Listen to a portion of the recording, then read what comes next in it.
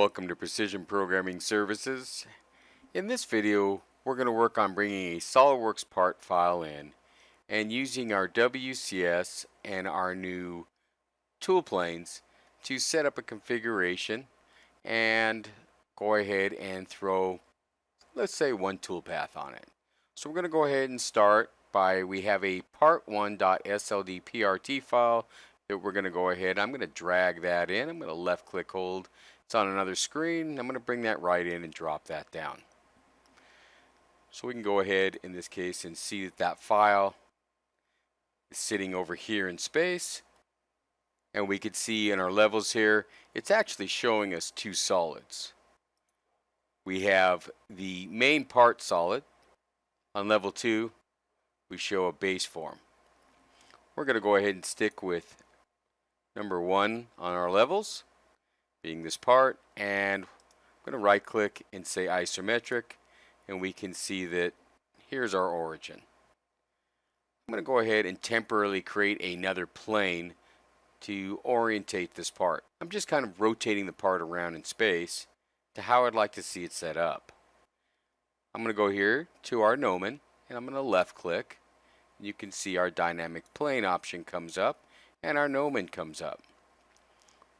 By default, as soon as I go to a face, it automatically goes flat. So in this case, looking at the top, the Z is in the direction I want. So I'll go ahead and select that. I'm going to go ahead and take it and move it to the endpoint here. And I'm going to orientate the X in the direction I would like the X positive to line up with this part. I'm going to go ahead and shift and just put it at the intersection by selecting another endpoint on the geometry. I'm going to go ahead and say main plane and unchecking a few tools here and green checking. So we can see that the part actually is set in this case in the upper left hand corner. When I go to planes, we can see that that is our new top. It is following that. I'll Alt 7 to put it in isometric view. Now what I'm going to go ahead and do is I'm going to add some stock to the outside of it and reorientate it a little bit based on that the origin is in the upper left hand corner of the part, but I know that I'm going to want that to be in a different location, for example at the corner of our physical stock. So going over to wireframe tab, I'm going to go over to bounding box, and as it says, I'm going to go ahead and select the model and end selection. I'm going to go ahead and give it a little bit of extra stock. So for example, I'm going to put it in the middle here, and I'm going to look at this and say I'm going to call that 8.5.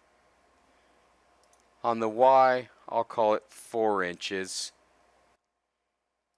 And on the height, I think I'll go ahead and pull this a little bit. So I'm going to grab the top here, pull that up, say 50 thousandths on the top, and just like I might be holding it in a vise, I might go ahead and go 0.2 in the bottom,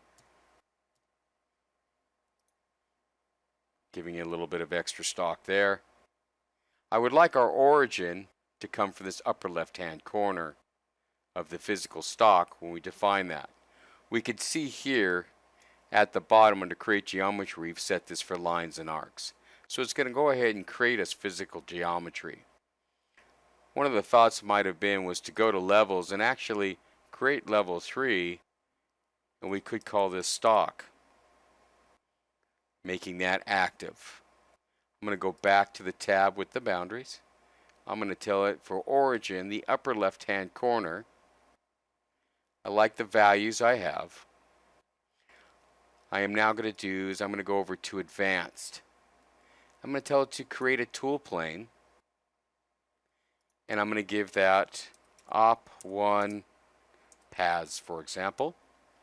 I'm going to tell it to set as a current tool plane and set WCS for a new tool. You can see it's showing some volume. Checking this is good, and I will say OK. You can see in this case it's now created the wireframe geometry based on our stock.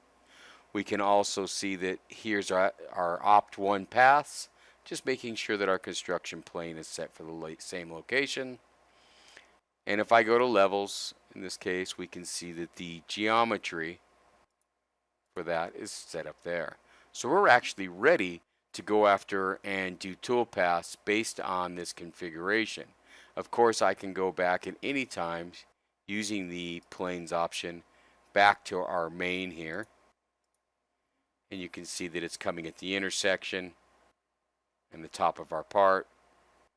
Compared to our other one here, you can see it is now at the top of that material there.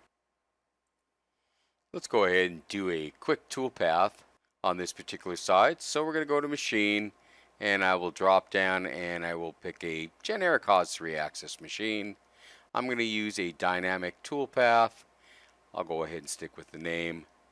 Machining region under solids configuration, using that face there. Say OK. I'm going to use the avoidance.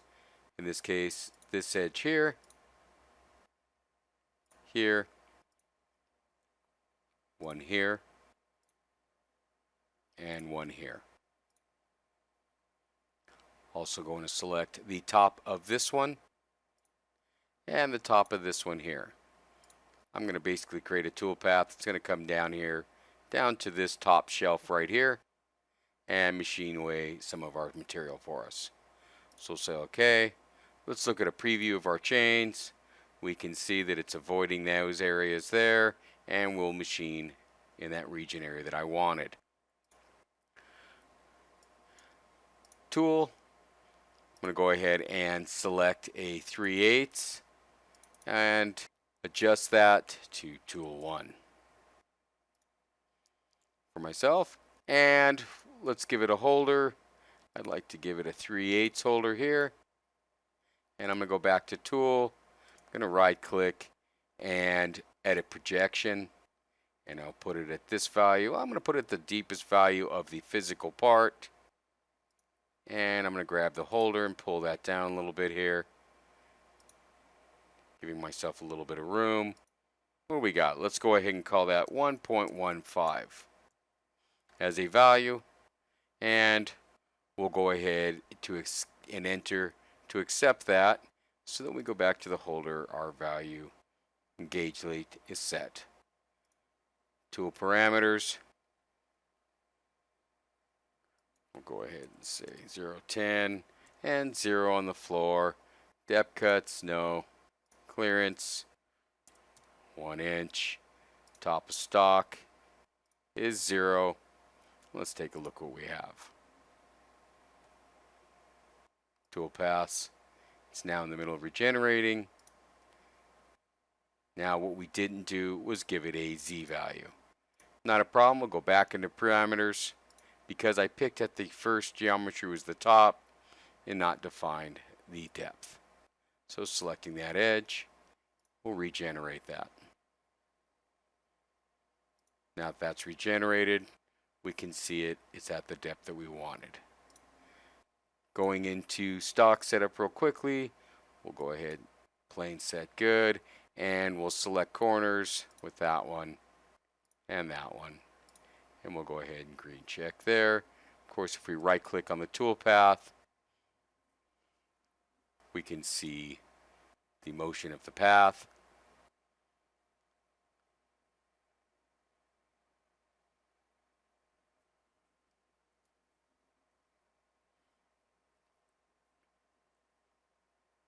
And we can see it removes the material. This is good. I'll go ahead and close that. I'm going to rotate the part around to a visual of what I might want to see here. So in this case, setting it like that, I will go ahead and right click and create a toolpath group. Changing the name for that toolpath up to bottom. I'm going to go ahead and set up a new plane based on this top area here. So grab flat. In this case, I would like it at the intersection, and I will go ahead and reference cross geometry here, and of course reach out to the outer edge of the part here and call that up to bottom. I'm going to go ahead and tell it to create a view sheet and save a bookmark and set our planes for us. So we can see that we're ready to go ahead and work in that view. Okay, I went back and I've added a toolpath to the bottom area here using a 3/8 bullnose end mill to go in there and dynamically remove the material around inside this pocket.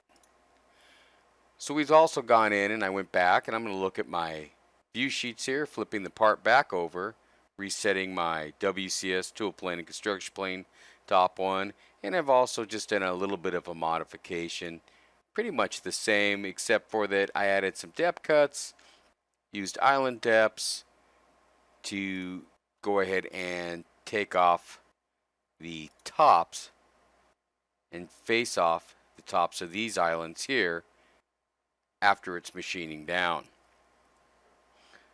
So we'll go ahead and say OK there. And if I right click on the toolpath real quickly, we can just kind of take you through a quick motion on that. So that run through that first step for a second. We can see we're on the second step down. It's starting to leave the island standing. And you will see that it'll go ahead and remove the material around, and then it's going to come back in there and actually take off the tops, bring those down to height where there's still material supporting the bottom area. Nicely like that. And then continue through to finish the bottom. I'll go ahead and push that through real quickly here, and we'll be able to see that it will go all the way down to that first step that we wanted, and leaving a few of the islands there.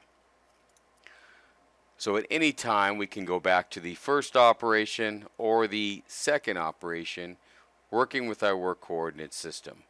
Of course, going back into our planes at any given time, and we could say top, let's go ahead and construction plane, and you'll notice that when I put this in that view, this is just the way the part came in, and also the distance from our world origin. So moving back to what I want to work with, or using the view sheets at the bottom. So the bottom view sheet coming from that location there, and coming from the top of stock for op 1. I hope that you find this useful to see a little bit about the using of the option of under wireframe, bounding box, also using a dynamic planes, hosting those, and setting up and doing some tool paths in two different groups based on one side of the part and the other side of the part.